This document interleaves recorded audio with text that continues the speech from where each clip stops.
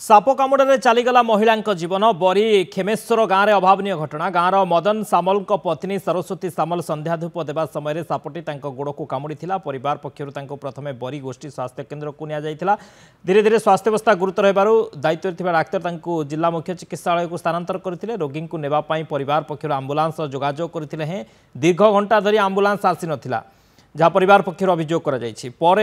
बरी गोष्ठी स्वास्थ्य केन्द्र में चिकित्साधीन अवस्था मृत्यु होता ए आंबुलांस जीवन चली जाइथिबा परिवार लोके अभियोग करिसेंते। 6:50 रे आमर जने बड़ बो हेबे तांको साप कामुड़िथिला साप कामुड़ला पर आमे मेडिकल नै के आसिलु डॉक्टर तांको 10-15 मिनिट पर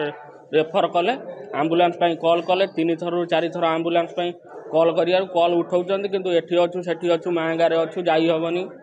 ए असुविधा होउची पेशेंट मानकर बहुत असुविधा होउची लोक भी जीवन चलीगला हुए तो आम आंबुलांस सेवा पाई आम किसी उपकृत हो पार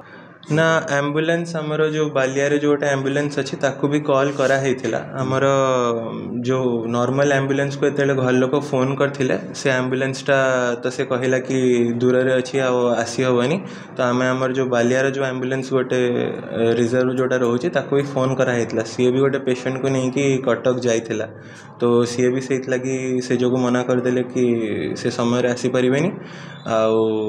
पेशेंट जिते आसी भी से क्रिटिकल कंडीशन में थिले ब्लड प्रेशर जो मॉनिटर करूँ सब ठीक देखा कि बहुत जल्दी कंडीशन डिटोरिएट करिगला।